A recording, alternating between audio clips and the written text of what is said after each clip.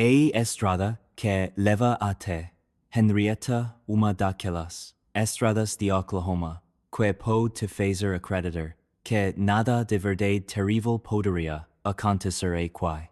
E mai seu aberto, vento na grama, cercas enferrujadas e casas móveis, escondidas atrás de árvores.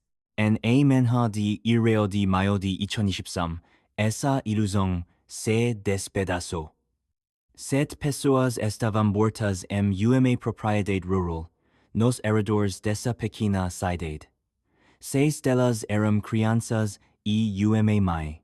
A sétima era o homem que as matou, criminoso sexual condenado chamado Jesse McFadden.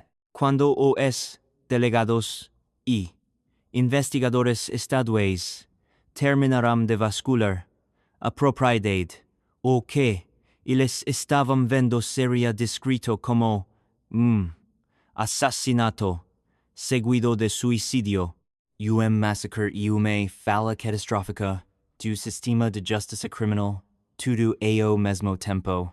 Os pais mandaram suas filhas pro que deveria ser uma simples festa do pijama entre adolescentes.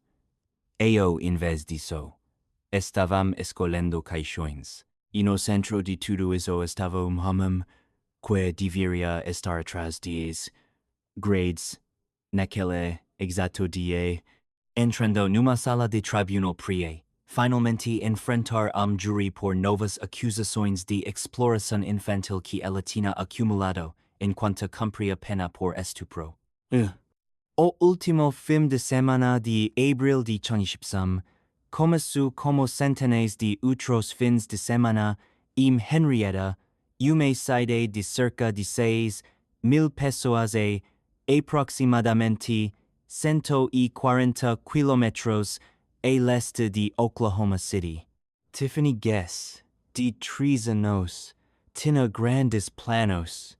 Ela receber amigas na casa da mãe nos arredores da cidade, uma propriedade com uma casa pequena, uma 2 galpões e terreno aberto e meio bruto se estendendo por trás.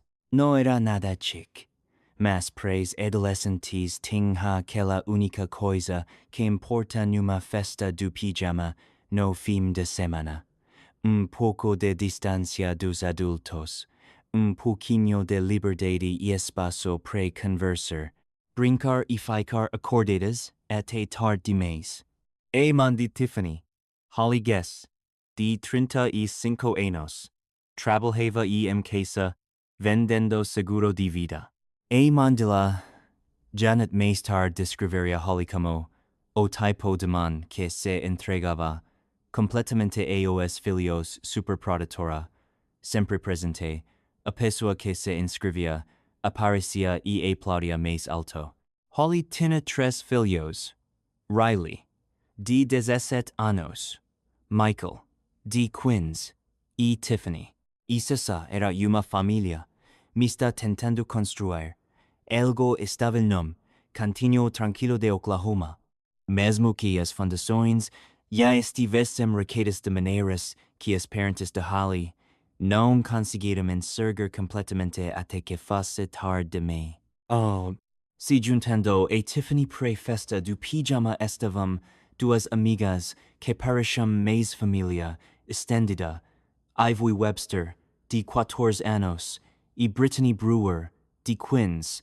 Ivy vinha larbem unido, onde os pais dela mantinham olho de perto no círculo social dela, mas como a maioria dos pais de adolescentes, estavam sempre tentando equilibrar segurança tam dizer ela crescer. Brittany era extrovertida, animada e tinha acabado de ser escolhida para ser Miss Henrietta num próximo concurso nacional Miss Tulsa naquele julho.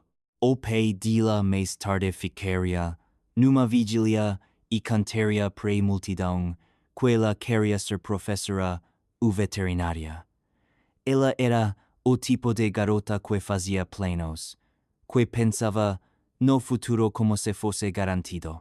As garotas já tinham ficado na casa de Holly antes, pelo que as famílias de Ibui e Britney sabiam, elas iam ficar juntas, talvez andar de quadriciclo, ver filmes, falar sobre concursos, e garotos e escola, e voltar para casa cansadas mas felizes. Se havia alguma preocupação, eram as commons refrigerante de me, sono de menos. Talvez alguém torces o tornozelo em propriedade.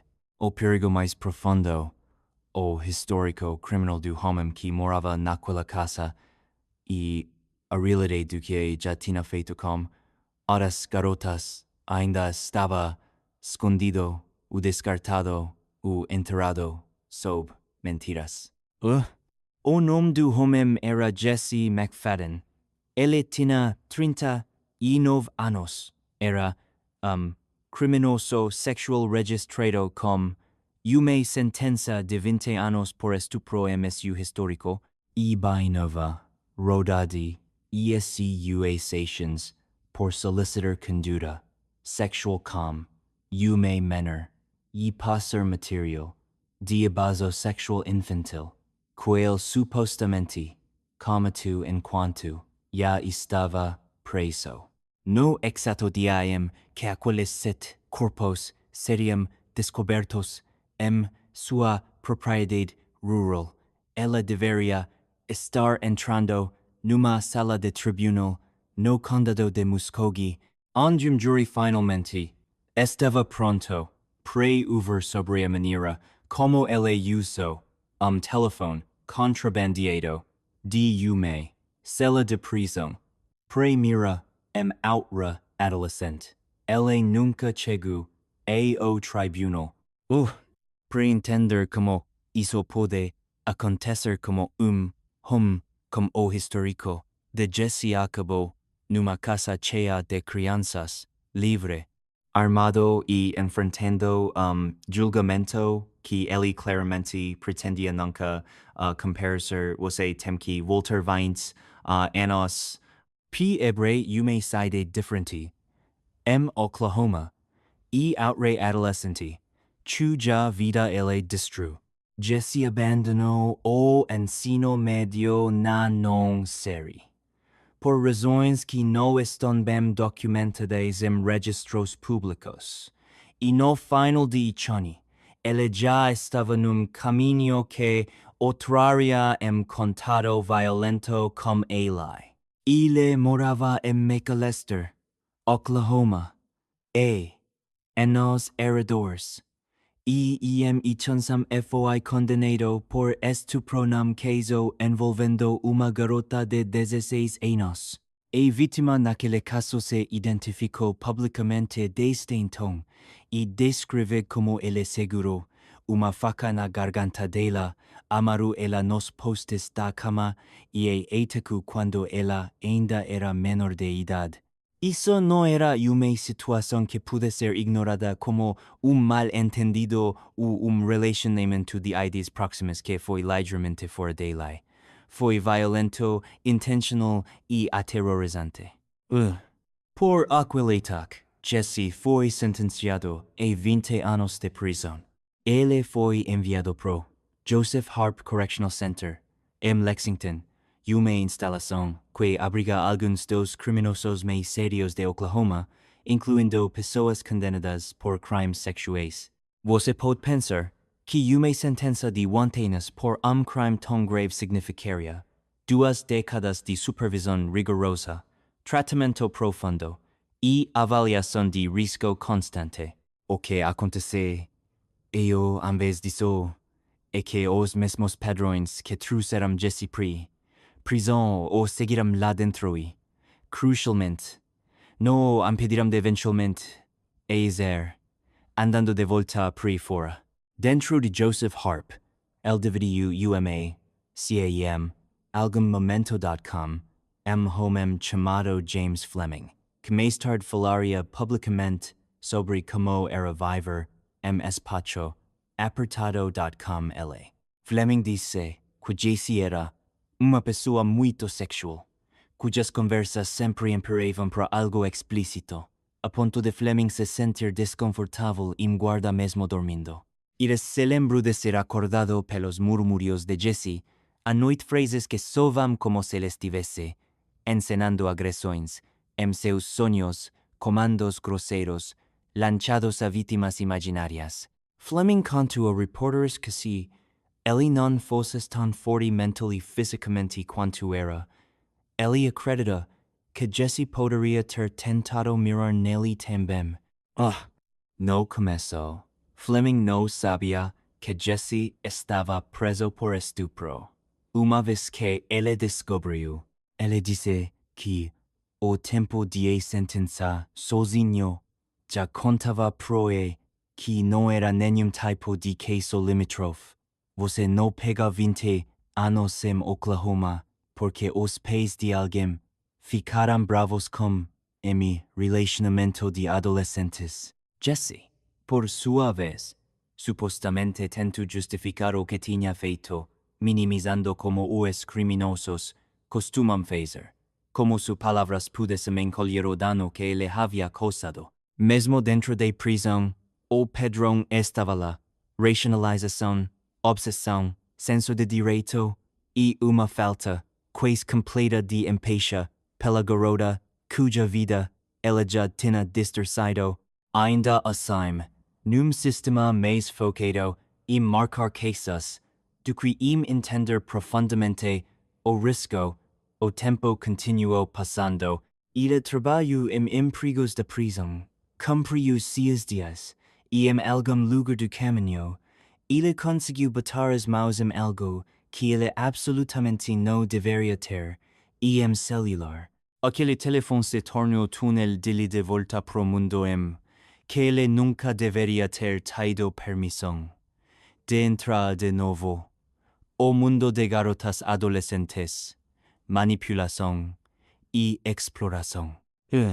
Por volta de 2015, 2017, ainda atrás das grades pela condenação original de estupro, Jesse usou aquele telefone contrabandeado para entrar em contato com uma garota de 16 anos.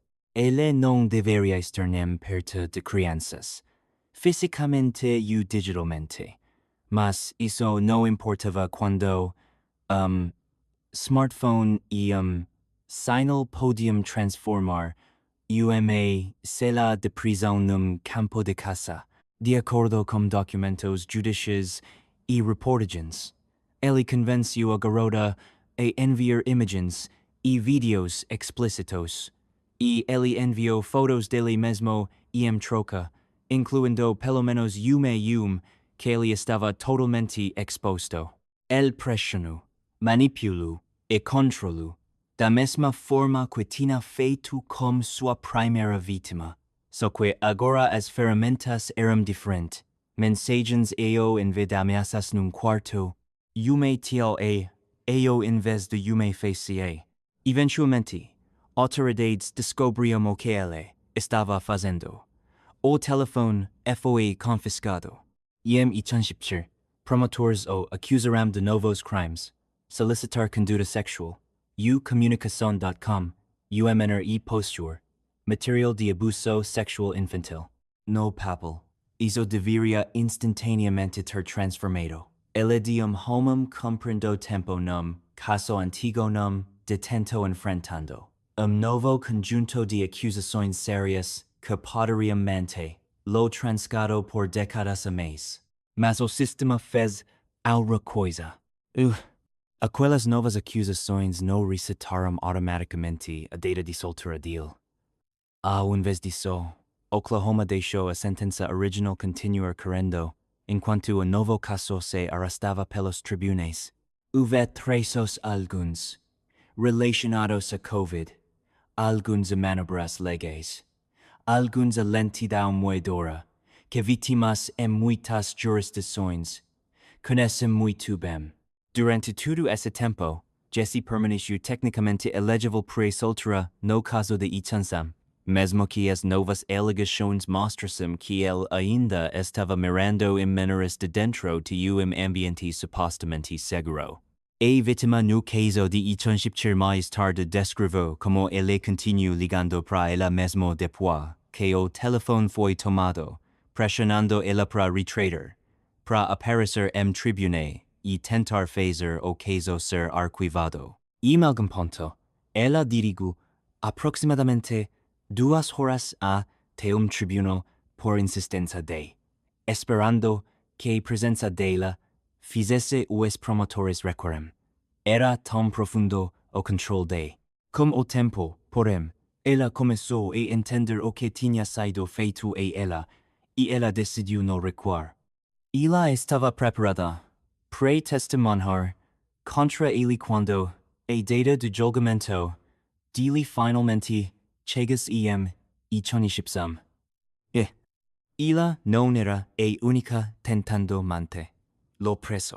A vítima no caso original de estupro ligou e degzu mensagens tap com funcionários, dizendo a eles que ela tinha visto que ele ainda tinha material infantil de contrabando e perguntando como isso não provava que ele não estava reabilitado.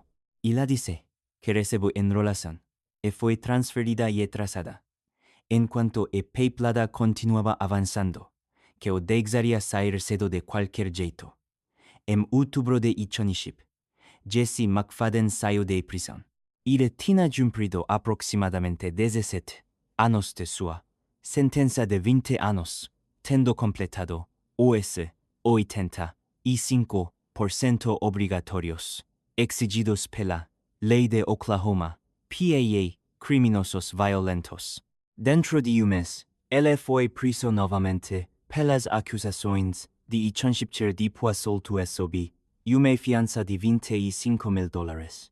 Ele estava de volta na comunidade, criminoso, sexual registrado no papel, mas vivendo uma vida com na superfície, parecia quase como emprego, marketing, relacionamento, uma casa, por baixo, o mesmo senso de direito e raiva ainda estavam lá. E, algum tempo depois da soltura dele, Jesse conheceu Holly Guess. Quando a mãe dela, Janet, realmente entendeu quem ele era, Holly e Jesse já estavam profundamente enroscados. Registros públicos e relatos de família mostram que eles eventualmente se casaram por alguns relatos, através de serviço de capelão relacionado a cadeia formalmente e amarrando ela e seus 3 filhos e homem cuja vida adulta inteira tinha sido marcada por violência e exploração. De fora, os parentes de Holly viram o que parecia relacionamento relâmpago que rapidamente se tornou sério. Janet descreveu a filha como alguém que amava ferozmente, que queria estabilidade para os filhos, e que pode ter sido vulnerável aos tipos de histórias, que Jesse sabia contar histórias que minimizavam seus crimes, ou reposicionavam como vítima de mal-entendidos, ou alegavam que le tinhasio jovem e punido injustamente.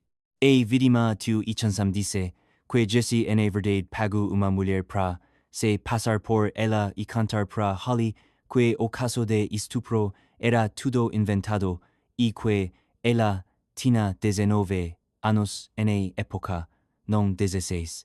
Em outras palavras, ele estava disposto a investir dinheiro, planejamento e mentiras para reescrever o passado o suficiente para manter sua nova parceira de fugir. Janet mais tarde diria que ela só soube da extensão total do histórico criminal de bem perto do FM. Os pais de Ivy e Brittany disseram que não sabiam que ele era criminoso sexual condenado quando permitiram que suas filhas fossem àquela casa. Jesse estava no registro de criminosos sexuais do estado, mas, na prática. Isso não é se traduziu em avisos claros e acessíveis pros pessoas cujas vidas se cruzavam.com a day. E de Oklahoma proíbe muitos criminosos de morar perto de escolas ou instalações de cuidado infantil, mas não impediu homem com condenação por estupro de morar numa casa com crianças que não eram suas vítimas. O relacionamento entre Jesse e Holly ficou mais controlador com o tempo, de acordo com membros de a família. Parentes mais tarde contaram a reporters que Jesse mantinha controle apertado no telefone e contatas sociais de Holly.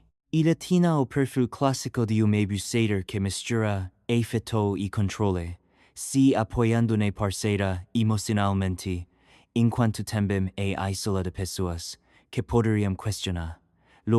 Nas redes sociais e certas conversas, porém, ele podia se apresentar como homem que tinha cometido erros e seguido frente criminoso reformado construindo uma vida ótima.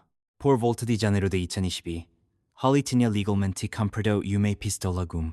Aquela arma, comprada por uma mulher, que provavelmente acreditava que ajudaria a proteger sua família, seria eventualmente usada contra aquela família e duas amigos dos seus filhos. Enquanto isso, o caso de Ichunshipchir de Jesse rastava nos tribunais. A COVID, shipku levu a harasos e acumulos e audiências foram imperadas.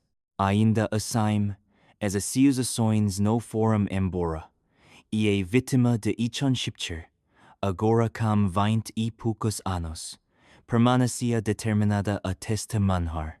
No final de abril de 2023, a data do julgamento foi finalmente marcada, 1 de maio de 2023.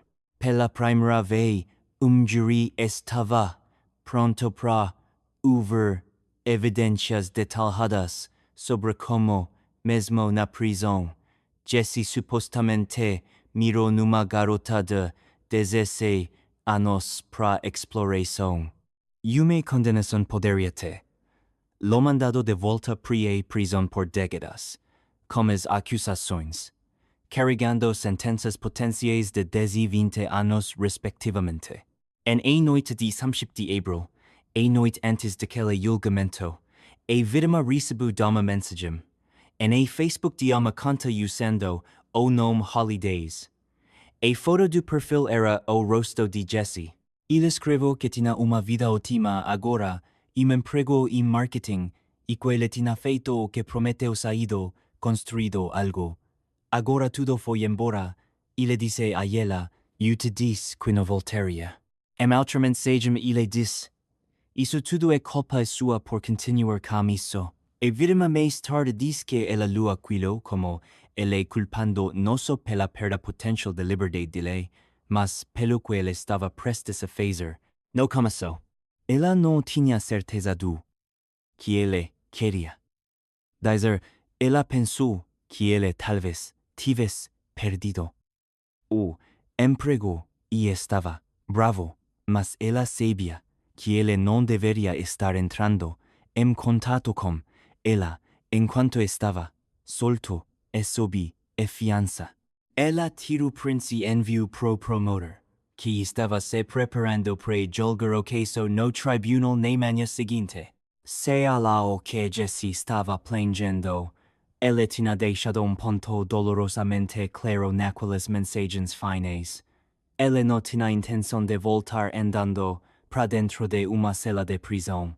No fim de semana de 29 e 30 de abril, enquanto aquelas mensagens estavam sendo digitadas daquela propriedade rural, Tiffany estava se preparando para a festa do pijama. Ela tinha convidado Ivy e Brittany, duas amigas que tinham sido parte da órbita da família por um tempo. Os pais delas dizem que não tinham ideia de que um criminoso sexual registrado morava na casa. O que eles sabiam era que suas filhas estavam animadas, que haveria outras crianças por perto, que isso deveria ser um encontro seguro e supervisionado. Os pais de Ivy a deixaram e esperavam atualizações por mensagem e uma busca normal no dia seguinte. O pai de Brittany, Nathan, mais tarde descreveu como ela estava empolgada não só com a festa do pijama, mas com a vida em geral. Ela tinha acabado de ser escolhida para representar Henrietta naquele próximo concurso. Ele usou palavras como extrovertida e cheia de vida, o tipo de descrições que doem porque elas sublinham o que foi roubado. Dentro da casa e no terreno, com base no que investigadores acreditam, as adolescentes fizeram os tipos de coisas que adolescentes fazem. Conversaram, brincaram, exploraram um pouco a terra, absorveram a sensação de estar fora da cidade e longe da escola. Holly circulava sendo anfitriã, mãe e parceira. Jessie se movia em sua própria órbita. Esse homem no final dos 30, morando com 3 enteados, 2 adolescentes visitantes e uma esposa que, por múltiplos relatos, não entendia completamente o perigo que ele representava. Em algum ponto durante aquele fim de semana, a situação virou de comum para letal. A linha do tempo exata dos assassinatos não é conhecida em detalhe minuto a minuto, mas investigadores e relatórios de autópsia forneceram um quadro geral. O que nós sabemos é que todas as 6 vítimas, Holly, seus 3 filhos e as 2 garotas visitantes, foram baleadas na cabeça. De acordo com o escritório do médico legista, Holly, Michael e Tiffany sofreram múltiplos ferimentos de bala na cabeça, enquanto Riley, Evie e Brittany, cada uma morreu de ferimentos de bala na cabeça. As autópsias também concluíram que Ivy e Brittany tinham ferimentos consistentes com agressão sexual antes de suas mortes. A arma usada foi a pistola 9mm que Holly tinha legalmente comprado em janeiro de 2022. Investigadores mais tarde disseram que Jessie parecia ter encenado a cena antes de se matar, embora detalhes específicos sobre o que aquela encenação envolveu não tenham sido totalmente divulgados. Na propriedade, autoridades descobriram os corpos em vários locais. De acordo com o xerife do condado de Okmulgee, Eddie Rice, 3 corpos foram encontrados numa área, enquanto os outros 4 foram descobertos juntos, aproximadamente 450 metros de distância. Isso não foi uma explosão caótica de violência aleatória. A evidência sugere que foi metódico, realizado a curta distância durante um período de tempo. Em algum ponto, Jesse virou a arma contra si mesmo e morreu de um ferimento de bala auto-infligido na cabeça. Naquela altura, 6 vidas já tinham ido embora. O que ninguém ainda sabia do lado de fora era que múltiplos sistemas já tinham falhado essas vítimas muito antes daqueles tiros serem disparados. O primeiro sinal de que algo estava terrivelmente errado veio quando Ivy e Brittany não voltaram para casa. Os pais delas começaram a ligar, mandar mensagens, esperando por atualizações que nunca vieram. Eles não conseguiam alcançar Holly também. Conforme as horas passavam em 1 de maio de 2023, o pânico se instalou. A patrulha rodoviária de Oklahoma emitiu um alerta Amber para Ivy e Brittany, notando que elas eram acreditadas estar com Jesse McFadden e descrevendo ele como um criminoso sexual registrado. Para algumas famílias, aquele alerta foi a primeira vez que eles viram o nome dele emparelhado com aquelas palavras. Quase ao mesmo tempo, no condado de Muskogee, funcionários do tribunal estavam notando que Jesse tinha falhado em aparecer para o seu julgamento longamente atrasado. A ausência dele não era só um problema técnico. No contexto do alerta Amber, ela se tornou um alerta vermelho piscando. Autoridades começaram a buscar a propriedade rural perto de Henrietta, onde ele morava com Holly e as crianças. O xerife do condado de Okmulgee, Eddie Rice, mais tarde, descreveria o que delegados encontraram lá como uma situação muito trágica. 7 corpos foram descobertos na propriedade ou perto dela, de Jesse, de Holly, de seus 3 filhos, Riley, Michael e Tiffany, e das 2 adolescentes visitantes, Ivy e Brittany. A aplicação da lei esclareceu que todos os sinais apontavam para Jesse como o único atirador, sem evidência de que qualquer outra pessoa tivesse participado dos assassinatos. Quando a palavra chegou nas famílias, descrença bateu no luto. Janet, mãe de Holly, disse que investigadores contaram a ela que sua filha e netos tinham todos sido baleados na cabeça, sua filha múltiplas vezes. Ela ficou diante de câmeras e disse: Oklahoma falhou em proteger famílias. E por causa disso, minhas crianças, minha filha e meus netos, todos se foram. Eu nunca vou conseguir ver luz, nunca vou conseguir abraçar luz, e isso está me matando. Ela adicionou. Numa vigília, o pai de Britney olhou para centenas de pessoas e disse que estava vivendo o pior pesadelo de um pai. Ele falou sobre o concurso que sua filha nunca compareceria, as carreiras futuras que ela nunca teria chance de escolher entre, os momentos cotidianos que tinham sido apagados. Os pais de Ivy também falaram sobre como eles tinham tentado mantê-la segura, como eles não tinham ideia de que mandar lá para casa de uma amiga significava mandar, lá para a órbita de um homem como Jesse. Nas vozes deles você pode ouvir não só tristeza, mas um tipo de fúria atordoada num sistema que tinha cada aviso que precisava e ainda assim falhou com eles. Idaho. Conforme mais detalhes emergiram, a história de alguma forma ficou ainda mais sombria. Repórteres visitaram a propriedade depois que a aplicação da lei tinha liberado a cena de volta para o dono. Dentro do que moradores locais começaram a chamar de Casa dos Horrores, jornalistas da estação de Oklahoma KFOR supostamente encontraram itens que deveriam ter sido evidência óbvia: restrições de mão, brinquedos sexuais e parafernália de drogas. Tudo aparentemente deixado para trás depois que investigadores declararam aquela parte do caso processada. Aqueles itens foram mais tarde apreendidos por autoridades, mas para as famílias, a descoberta levantou questões escaldantes sobre quão minuciosa a investigação inicial tinha sido. Se evidência física podia ser deixada sentada à vista de todos, o que mais tinha sido perdido? Havia dispositivos digitais que não tinham sido completamente analisados ainda: telefones, laptops, drives de armazenamento que poderiam conter mensagens, fotos ou vídeos apontando para outras vítimas, ou lançando luz na mentalidade de Jesse. O fato de que equipes de mídia estavam entre os primeiros a publicizar aqueles itens deixou as famílias sentindo que o sistema tinha falhado com elas de novo. O escritório do xerife do condado de Okmulgee e o Bureau Estadual de Investigação de Oklahoma mantiveram que os fatos centrais são claros. Jesse McFadden atirou em 6 pessoas e depois se matou. Mas clareza sobre a sequência de tiros não responde às questões mais profundas que assombram esse caso. Por que ele estava livre? Por que ele tinha acesso a essas crianças? E por que tantos avisos tinham passado despercebidos? Quando pessoas ouviram pela primeira vez que Jesse tinha sido solto cedo de uma sentença de estupro de 20 anos apesar de pegar novas acusações de exploração infantil na prisão, a reação natural foi: como isso é sequer possível? O advogado de defesa Lee Berlin, que se especializa em crimes sexuais, disse publicamente que nem ele conseguia entender. Eu sou um advogado de defesa de crimes sexuais, isso é tudo que eu faço o dia todo, todos os dias, e eu fico tipo, como diabos isso acontece? Ele disse. A indignação de alguém cujo trabalho é defender pessoas como Jesse sublinha o quão fora da linha esse caso está com o que muitos esperariam como lógica básica de segurança pública. Aqui está o que nós sabemos. Jesse foi sentenciado a 20 anos em 2003 por estupro.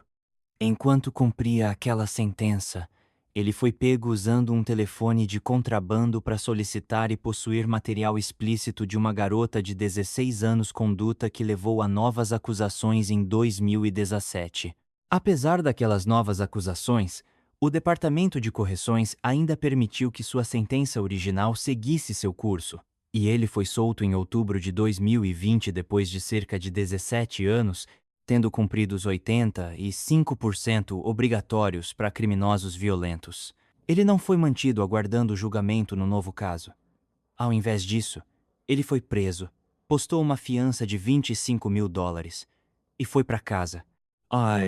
Daquele ponto em diante, ele era um homem livre, com uma obrigação de registro de criminoso sexual, um caso de crime pendente e nenhuma supervisão diária aparente que o impedisse de morar com crianças ou ter adolescentes visitantes em sua casa.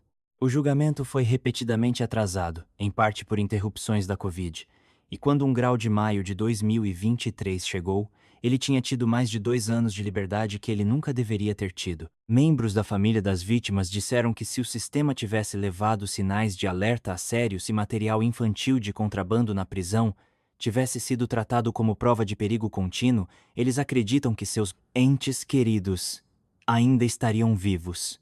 Janet perguntou por que alguém que mostrou que não conseguia seguir regras mesmo dentro de uma instalação trancada recebeu o benefício da dúvida fora dela. A vítima de 2017 disse que ela se apresentou e ficou com o caso porque achou que estava protegendo outras pessoas de serem machucadas como ela foi, só para descobrir que o homem que ela ajudou a expor tinha estado morando abertamente com crianças o tempo todo que o processo judicial se arrastou. Há questões de política aqui que vão muito além de um homem. Por que a descoberta de material sexual de contrabando envolvendo uma menor não acionou automaticamente uma revisão da elegibilidade de Jesse para soltura antecipada? Por que uma fiança de $25.000 foi considerada suficiente para alguém com uma condenação de estupro violento e acusações frescas envolvendo uma adolescente? Por que é legalmente possível para um criminoso sexual registrado com aquele histórico morar numa casa com crianças e hospedar festas do pijama de adolescentes não supervisionadas, desde que aquelas crianças não fossem suas vítimas documentadas passadas?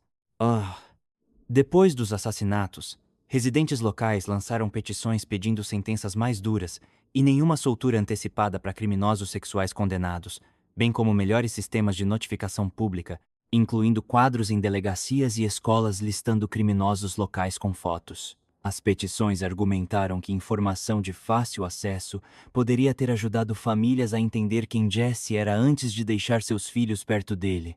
Se aquelas propostas específicas se tornarão lei ou não, elas mostram uma comunidade buscando ferramentas para prevenir outra Henrietta. Quando nós falamos sobre um caso como esse, é fácil para a narrativa ficar fixada no perpetrador, sua história, sua psicologia, suas decisões naquele fim de semana final e horrível. Mas o centro dessa história deveria sempre ser as pessoas cujas vidas ele tirou, porque elas são as que ainda deveriam estar aqui. Holly foi descrita por sua mãe como uma mãe fantástica que iria 100% para os seus filhos em qualquer coisa que eles quisessem fazer. Ela tinha se mudado pela vida nascida em El Paso, Texas, mais tarde em Oklahoma, mas o que a ancorava eram seus filhos, os eventos escolares deles, seus hobbies, seu futuro. A última memória de Janet de sua filha e netos é de dirigir 2 horas para ver Tiffany cantar num concerto de coral da escola, abraçar todos eles e depois voltar para casa, sem saber que ela nunca os veria vivos novamente. Riley, de 17 anos, estava naquele ponto da adolescência onde você é criança e adulto ao mesmo tempo, fazendo malabarismos com responsabilidades familiares e seus próprios interesses. Michael, de 15 anos, estava descobrindo quem ele queria ser no mundo. Um garoto naquela janela inquieta e cheia de possibilidades antes que a vida adulta endureça em caminhos específicos. Tiffany, de 13 anos, era uma conectora. Foi a amizade dela com Ivy e Brittany que trouxe aquelas garotas para dentro da casa naquele fim de semana, porque é isso que adolescentes fazem, eles ligam diferentes famílias através de músicas compartilhadas, piadas compartilhadas, festas do pijama compartilhadas. Os pais de Ivy falaram sobre o amor dela por animais, suas amizades, o jeito que ela iluminava as salas de uma forma comum e linda de adolescente. O pai de Brittany continua voltando a quão extrovertida ela era, quão animada ela tinha ficado em representar Henrietta naquele concurso, como ela queria ser tanto professora quanto veterinária, porque o mundo ainda parecia grande o suficiente para segurar mais de um sonho. Tudo isso, aquelas trajetórias, aquelas piadas internas, aquelas futuras formaturas e casamentos e jantares de aniversário, terminou num pedaço de terra fora de uma pequena cidade de Oklahoma, porque um homem foi permitido chance após chance que ele nunca mereceu. E porque as pessoas encarregadas de proteger o público falharam em conectar os pontos a tempo. Nos meses depois dos assassinatos, o luto em Henrietta e além mudou para outra coisa. Uma demanda por responsabilização. Janet falou de novo sobre como ela acreditava que o Estado tinha falhado não só sua família, mas todo pai que confiava no sistema de justiça para manter criminosos perigosos contidos. Ela e outros pediram investigações sobre como a soltura antecipada de Jesse foi aprovada, quem assinou sua fiança. E por que ninguém revisitou aquelas decisões depois que as acusações de 2017 foram registradas? A vítima de 2003 disse que ela sente que seus avisos foram ignorados, que suas ligações e mensagens de voz sobre o perigo contínuo dele foram tratadas como barulho burocrático, ao invés de sinais vermelhos urgentes. A vítima de 2017 disse que descobrir sobre o massacre a deixou abalada e com um sentimento de culpa, mesmo que ela tenha feito tudo o que deveria fazer como vítima: relatar, cooperar, se preparar para testemunhar. Há uma virada cruel no fato de que o julgamento destinado a responsabilizar Jesse pelas acusações de 2017 estava marcado no exato dia em que delegados estavam fora em sua terra recuperando corpos. Uma data de sistema que ele não conseguiu manipular, um dia de tribunal, que ele não conseguiu contornar com conversa, coincidiu quase exatamente com o momento em que ele escolheu garantir que nunca enfrentaria um júri. Em dezembro de 2024, um incêndio suspeito aconteceu na propriedade de Henrietta, destruindo o que restava da casa. Naquela altura, ela já era infame como um lugar onde o pior tinha acontecido, um lembrete físico, tanto de maldade individual quanto de falha institucional. Autoridades abriram uma investigação sobre o incêndio, mas para as famílias, nada queimado lá poderia apagar o que já tinha sido tirado. Quando você reduz esse caso aos seus elementos mais básicos, o que sobra é arrepiante de simples. Um jovem comete um estupro violento contra uma adolescente com uma faca na garganta. Ele é sentenciado a 20 anos. Na prisão, ele bota as mãos num telefone, mira noutra garota de 16 anos para exploração e acaba enfrentando crimes novos. Apesar disso, ele é solto cedo, paga fiança e tem permissão para se mudar para uma casa com crianças e hospedar filhos de outras pessoas durante a noite. Anos depois, na manhã em que ele finalmente deveria ser julgado pelo que fez de dentro daquela cela, ele, ao invés disso, usa uma arma para eliminar 6 pessoas e a si mesmo. Cada ponto de inflexão naquela sequência foi um momento em que um sistema poderia ter respondido diferentemente. Ele poderia ter tratado o material infantil de contrabando na prisão como um impedimento automático de soltura antecipada. Ele poderia ter aumentado valores de fiança ou imposto condições mais estritas para alguém com o histórico de Jesse. Ele poderia ter apertado leis sobre onde criminosos de alto risco podem morar e quem eles têm permissão para ter sob seus tetos. Ele poderia ter construído e mantido ferramentas facilmente acessíveis para pais e parceiros verificarem o histórico dos adultos em volta de seus filhos. Nada disso mudaria quem Jesse era no núcleo. A responsabilidade pelos assassinatos recai sobre ele. Mas leis e políticas existem precisamente porque nós sabemos que algumas pessoas vão escolher fazer mal e porque nós já aprendemos com tragédias passadas quais padrões observar. Em Rita, aquelas lições não foram aplicadas com a urgência que elas exigiam. Para as famílias vivendo com as consequências, justiça agora se parece menos com um veredito de tribunal e mais com um conjunto de mudanças que pode manter outros pais de acordarem para alertas de pessoa desaparecida que terminam em fita de cena de crime.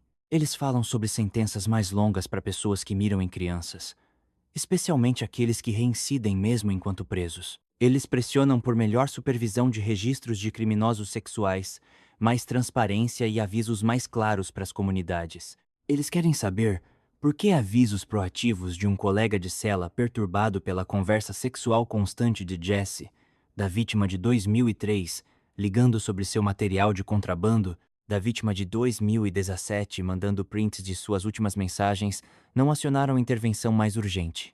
Em vigílias e em entrevistas, você pode ouvir outro fio correndo ao lado do luto e raiva, uma compaixão cansada um pelo outro. Pais abraçam pais que fizeram decisões similares com informação similar e de alguma forma não perderam seus filhos.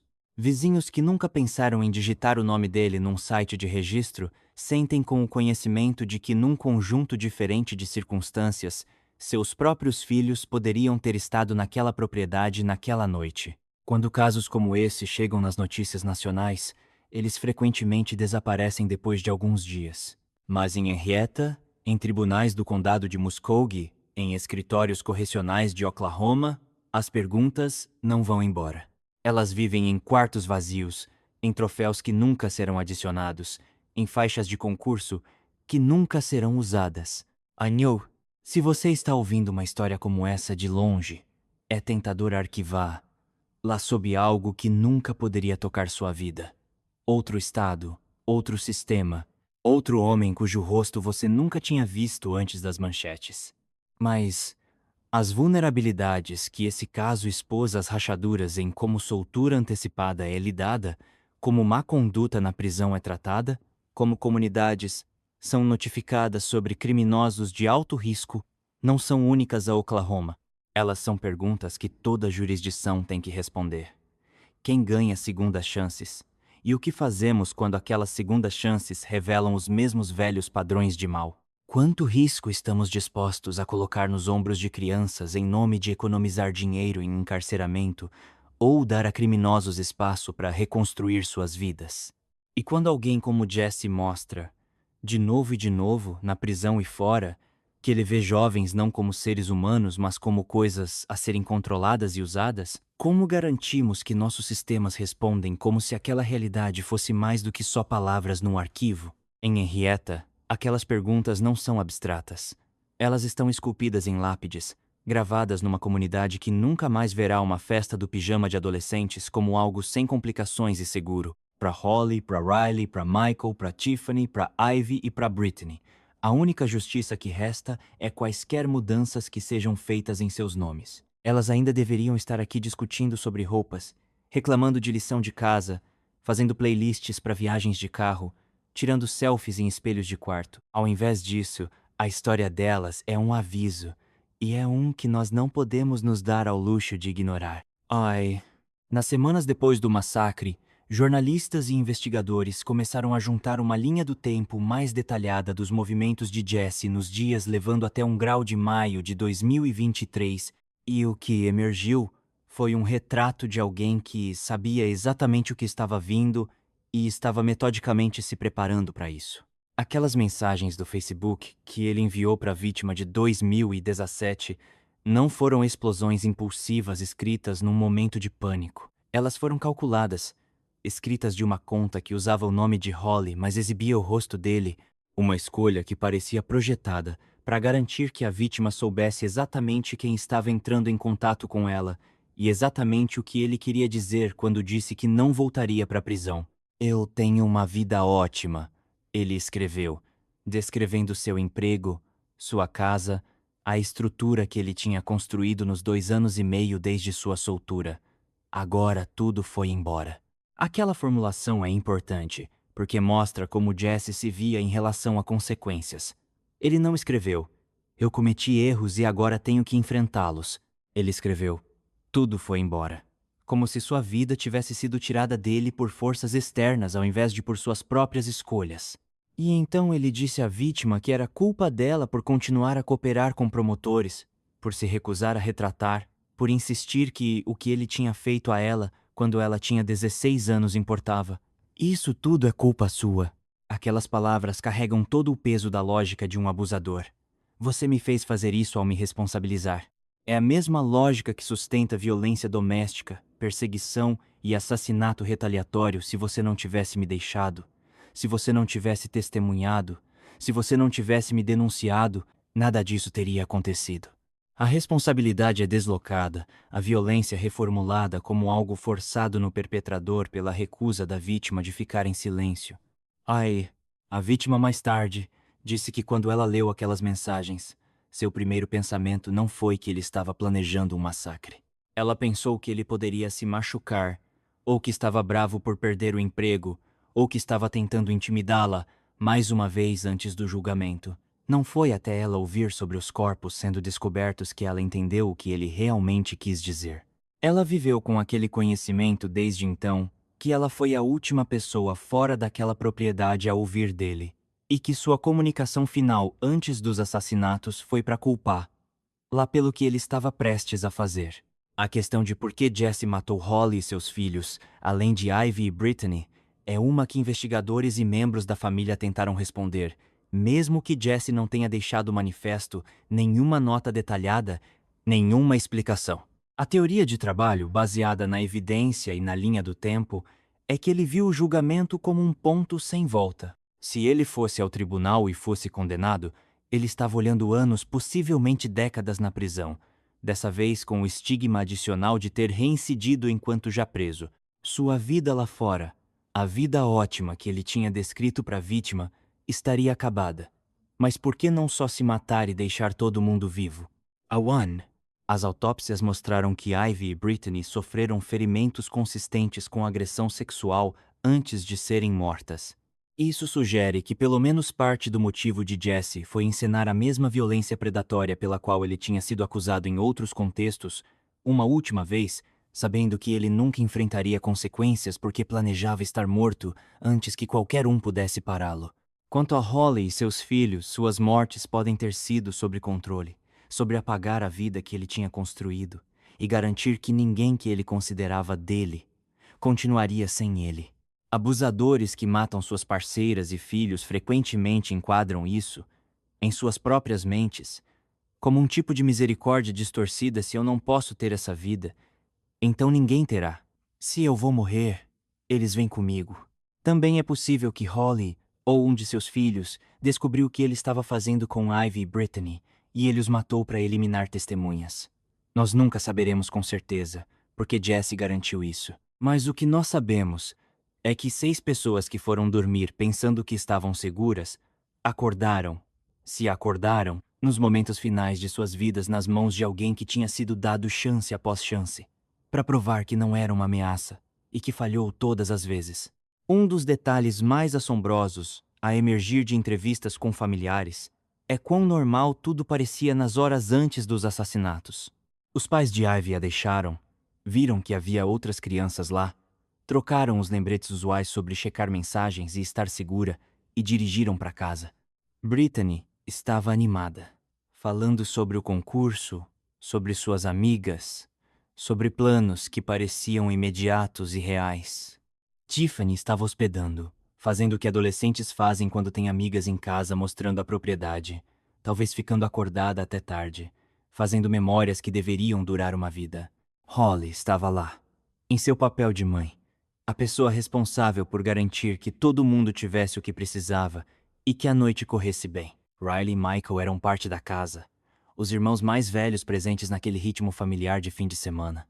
De fora, parecia uma dúzia de outras festas do pijama acontecendo naquela mesma noite em Oklahoma, pelo país, mas dentro daquela casa estava um homem que já tinha decidido que na manhã seguinte ele não estaria entrando numa sala de tribunal, e a lacuna entre aquelas duas realidades, a festa do pijama normal de adolescentes e o massacre planejado, é onde o sistema falhou. Porque a periculosidade de Jesse não estava escondida. Ela estava documentada em registros judiciais, relatórios de prisão, declarações de vítimas e as próprias acusações pelas quais ele deveria responder em 1 grau de maio. A informação existia. O que não existia era um sistema capaz de agir sobre aquela informação a tempo. Nos anos desde 1 grau de maio de 2023, as famílias se encontraram navegando não só o luto, mas um tipo de trauma secundário que vem de assistir os sistemas legal e político se moverem devagar, se de alguma forma, em resposta ao que aconteceu. Janet falou em fóruns comunitários, pedindo mudanças nas leis de soltura antecipada e por melhor supervisão de criminosos registrados. Ela descreveu o sentimento de receber uma caixa dos pertences de sua filha e netos, e saber que isso é tudo que ela sempre terá deles agora: fotos, roupas, pequenos objetos que costumavam ser parte da vida cotidiana, e agora são relíquias. Nathan Brewer disse que pensa em Brittany todo santo dia, que ele ainda espera ouvir a voz dela ou vê-la entrar pela porta, e que a parte mais difícil é perceber que cada marco pelo qual ela estava esperando formatura, faculdade, casamento, filhos próprios foi apagado. A família de Ivy focou em advocacia, pressionando por reformas legislativas que fechariam as brechas pelas quais Jesse escorregou. Eles trabalharam com organizações de direitos de vítimas para rascunhar propostas para o monitoramento GPS obrigatório de criminosos de alto risco, condições de fiança mais estritas e revisões automáticas quando alguém cumprindo pena por crime sexual pega novas acusações envolvendo menores. Nada disso traz a filha deles de volta, mas dá a eles algo para fazer com a raiva e tristeza, alguma maneira de sentir que a morte dela não foi completamente sem sentido. Snap. Uma das conversas mais difíceis de ter sobre casos como Henrietta é a sobre previsão e prevenção. Nós sabemos, olhando para trás, que Jesse era perigoso. Nós sabemos que ele tinha histórico de violência, que ele reincidiu mesmo na prisão, que ele enviou mensagens ameaçadoras na noite antes de seu julgamento e que múltiplas pessoas tentaram avisar o sistema sobre ele. Mas em tempo real, as pessoas tomando decisões sobre sua soltura, sua fiança e sua agenda de julgamento estavam trabalhando dentro de estruturas legais que priorizam direitos individuais, devido processo e presunção de inocência, até provado culpado. Aqueles princípios são importantes. Eles protegem todos nós de poder estatal arbitrário e garantem que pessoas não sejam trancadas com base em palpites ou viés. Mas eles também criam lacunas que pessoas como Jesse podem explorar. A questão não é se deveríamos abandonar o devido processo. A questão é se construímos nossos sistemas de uma maneira que contabiliza as realidades de comportamento predatório à escalada, a manipulação, a correspondência de padrões que investigadores experientes, vítimas e até colegas de cela podem reconhecer, mas que nem sempre se encaixa perfeitamente em categorias legais. O colega de cela de Jesse o viu como uma ameaça e disse isso publicamente depois do fato. A vítima de 2003 ligou e tentou avisar funcionários. A vítima de 2017 cooperou com promotores e forneceu evidência. Toda aquela informação estava disponível, mas não foi sintetizada numa resposta coordenada. Isso não é um problema único ao Oklahoma. É um problema que aparece de novo e de novo em casos onde violência doméstica escala para assassinato, onde perseguição vira letal, onde criminosos sexuais reincidem apesar de estar no sistema. Os dados estão lá. Os avisos estão lá. O que está faltando é a infraestrutura para conectar os pontos e a autoridade legal para agir sobre aquelas conexões antes que alguém mais morra. Enquanto isso está sendo escrito no início de 2026, quase 3 anos depois dos assassinatos de Henrietta, algumas mudanças foram feitas em Oklahoma, embora defensores digam que elas não vão longe o suficiente. Houve aumento de financiamento para o monitoramento GPS de certos criminosos de alto risco, embora o programa seja limitado em escopo e não cubra todo mundo que provavelmente deveria. Houve discussão sobre fechar a brecha de soltura antecipada que permitiu que Jesse saísse da prisão, apesar de acusações pendentes envolvendo uma menor, embora até agora nenhuma lei tenha sido passada que definitivamente preveniria uma situação similar. Houve algum movimento em direção a tornar o registro de criminosos sexuais mais acessível e amigável ao usuário, com propostas para aplicativos móveis e sistemas de notificação comunitária, embora a implementação tenha sido lenta e inconsistente. E houve programas de treinamento para juízes e promotores sobre reconhecer padrões de escalada em casos de crimes sexuais, visando ajudar tomadores de decisão a ver o quadro completo ao invés de só a questão legal estreita diante deles em qualquer momento dado. Esses são todos passos na direção certa, mas eles também são incrementais, e para as famílias em Henrietta, mudança incremental parece inadequada quando medida contra a totalidade do que foi perdido. Se você ouviu essa história inteira, você pode estar sentindo muitas coisas agora: raiva, tristeza, frustração, talvez até um tipo de desamparo exausto na escala das falhas envolvidas. Essa é uma resposta razoável, mas também vale sentar com o fato de que esse caso, tão horrível quanto não é um outlier no sentido de ser completamente imprevisível ou sem precedentes. Variações dessa história acontecem regularmente. Alguém com histórico documentado de violência é solto, paga fiança ou é inadequadamente monitorado, e eles seguem para cometer mais violência. Às vezes, as vítimas são estranhos. Frequentemente, eles são pessoas na órbita imediata do perpetrador, parceiros, filhos, pessoas que confiaram neles ou não tinham escolha a não ser estar perto deles. E toda vez, as mesmas perguntas aparecem. Como isso aconteceu? Por que ele não ainda estava na prisão? Quem tomou a decisão de deixá-lo sair? As respostas são geralmente alguma versão do que vimos em Henrietta. Uma combinação de agências com poucos recursos, tecnicalidades legais, compartimentalização burocrática e um viés sistêmico em direção a gerenciar risco no papel ao invés de na realidade. Se queremos resultados diferentes, temos que exigir prioridades diferentes. Isso significa financiamento para o trabalho sem glamour de monitoramento, rastreamento e aplicação. Isso significa reformas legais que fecham as lacunas pelas quais pessoas como Jess escorregam.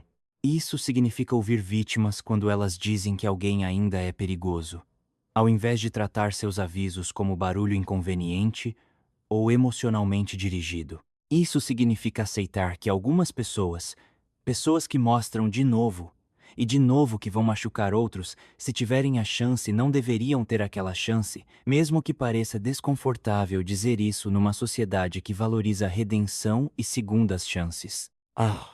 Jesse McFadden teve sua segunda chance.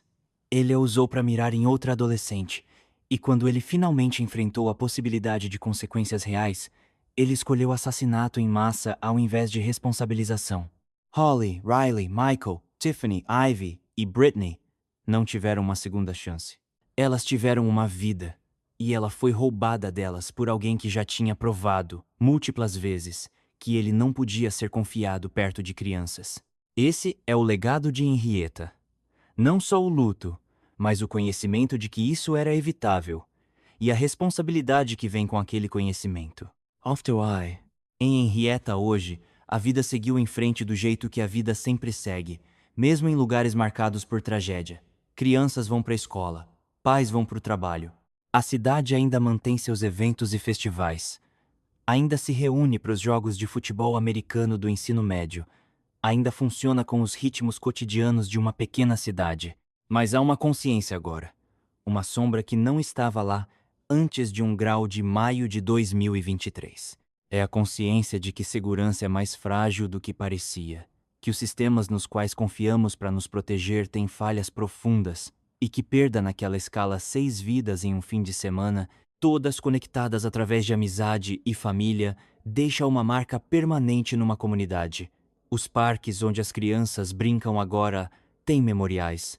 As escolas têm placas. E toda vez que um pai envia um filho para uma festa do pijama, há um cálculo que talvez não estivesse lá antes, um segundo pensamento, uma verificação adicional, uma conversa sobre com quem você vai ficar e quem mais vai estar lá.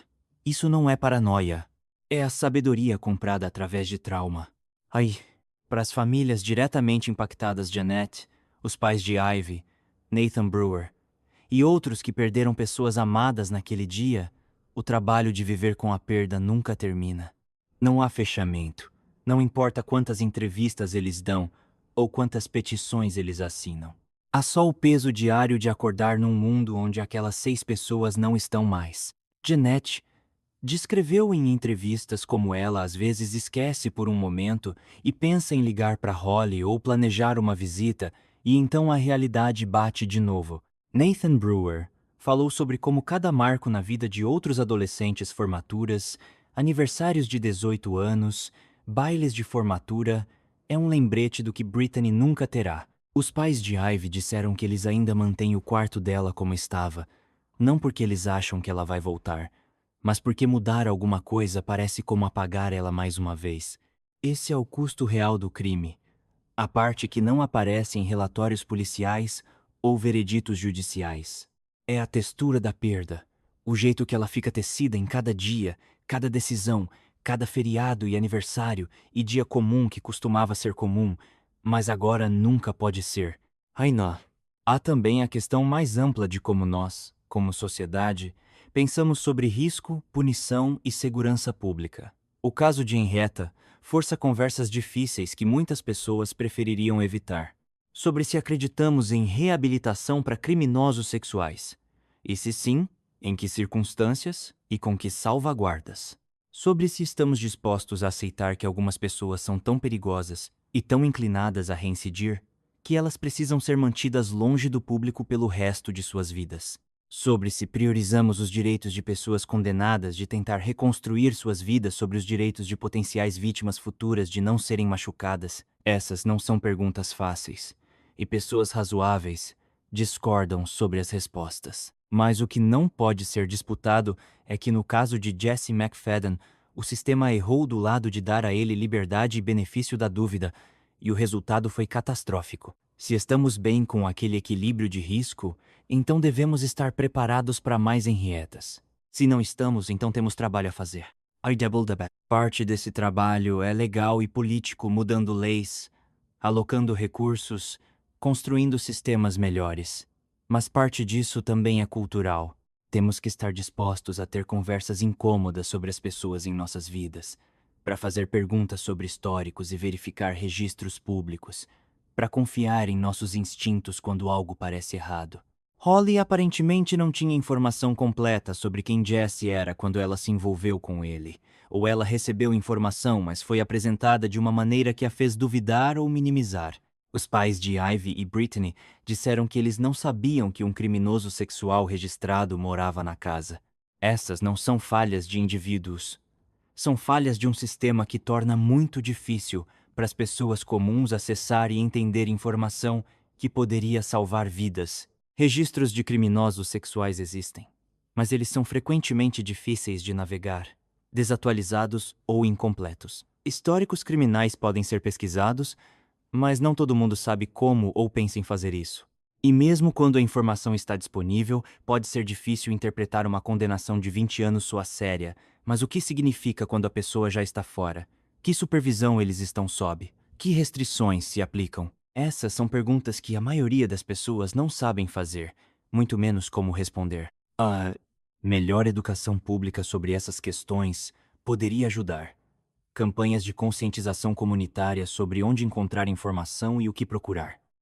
Programas escolares que ensinam pais e adolescentes sobre sinais de alerta de comportamento predatório e como relatar preocupações. Tornar mais fácil para pessoas comuns obter informação precisa e acionável sobre os adultos em volta de seus filhos. Nada disso teria parecido necessário em Henrietta antes de 1 grau de maio de 2023. Agora, parece criticamente urgente. A tragédia não deveria ter que ser o professor, mas muitas vezes é. A questão é se vamos aprender as lições e agir sobre elas, ou se vamos deixar Henrietta virar apenas mais uma história que contamos por um tempo e então esquecemos. Para as 6 pessoas que morreram naquele dia, e para os seus entes queridos, não pode haver esquecimento. A dor é permanente, mas o que não precisa ser permanente é a condição que permitiu que aquela dor acontecesse. Se Jesse McFadden tivesse sido mantido na prisão quando foi pego com material de exploração infantil, Holly, Riley, Michael, Tiffany, Ivy e Brittany ainda estariam vivas. Se sua fiança tivesse sido negada ou definida em um nível que o mantivesse detido, elas ainda estariam vivas. Se seu julgamento tivesse acontecido mais cedo, antes que ele tivesse anos para planejar e decidir que ele preferia matar do que enfrentar justiça, elas ainda estariam vivas. Cada um daqueles pontos de intervenção foi perdido. Cada um representou uma escolha algumas vezes consciente, algumas vezes por padrão de priorizar outras coisas sobre a segurança das crianças. Essas escolhas tiveram consequências. E até que estejamos dispostos a enfrentar aquelas consequências honestamente e fazer escolhas diferentes, vamos continuar vendo tragédias como Henrietta. Aldo. Então, o que fica quando você chega ao fim de uma história como essa? Não há resolução satisfatória, nenhuma sensação de que justiça foi feita. Jesse está morto por sua própria mão, o que significa que ele nunca enfrentou um júri. Nunca foi responsabilizado publicamente pelo que fez aquelas 6 pessoas ou as vítimas antes delas. As famílias têm seus processos civis e seus esforços de advocacia, mas nada disso traz seus entes queridos de volta. O estado de Oklahoma fez alguns ajustes em suas políticas, mas não as reformas sistemáticas que seriam necessárias para realmente prevenir outra Henrietta. E, em algum lugar neste momento, há outro Jesse, alguém com um histórico de violência, alguém que já mostrou que eles vão machucar pessoas se tiverem a oportunidade, alguém que está escorregando por rachaduras no sistema porque estamos muito ocupados, muito mal financiados, muito paralisados por debate político ou muito investidos em acreditar que todo mundo merece uma segunda chance para fazer o trabalho duro de manter luz longe de vítimas em potencial. Essa é a verdade desconfortável no coração de casos como Henrietta. Eles são previsíveis e preveníveis, mas só se estivermos dispostos a fazer sacrifícios difíceis e fazer escolhas difíceis sobre como alocamos recursos e quem priorizamos proteger. A história de Holly, Riley, Michael, Tiffany, Ivy e Brittany merecia terminar diferente. Elas mereciam o fim de semana que pensaram que iam ter risos, amizade, o tipo de memórias entediantes e preciosas que compõem uma adolescência normal. Elas mereciam os futuros que tinham planejado faculdade, carreiras, relacionamentos, famílias próprias, o mundano trabalho de viver uma vida. Elas mereciam envelhecer. Ao invés disso, suas vidas foram cortadas por um homem que o sistema tinha todas as ferramentas e informação para parar, e não parou. Essa é a injustiça central. Não que o mal existe, isso sempre existiu e sempre existirá. Mas que quando o mal se mostra para nós, quando ele diz, aqui estou eu, isso é o que eu faço, isso é o que eu vou fazer de novo se você me der a chance, nós frequentemente olhamos para outro lado, ou preenchemos a papelada errada, ou dizemos para nós mesmos que não é nosso trabalho, ou decidimos que outras prioridades importam mais.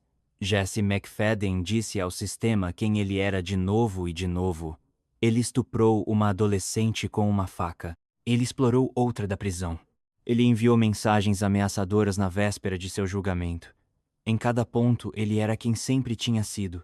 O sistema pôde tê-lo parado. Escolheu não parar. E 6 pessoas morreram. Se há algo a tirar de Henrietta, é isso. Acredite nas pessoas quando elas te dizem quem são. Quando alguém mostra através de suas ações que eles são perigosos, leve aquilo a sério. Quando vítimas dizem que eles ainda estão com medo, não descarte aquilo como emoção ou drama. Quando os dados mostram que alguém é provável de reincidir, não aposte vidas inocentes na esperança de que dessa vez será diferente. Construa sistemas que protejam pessoas vulneráveis primeiro.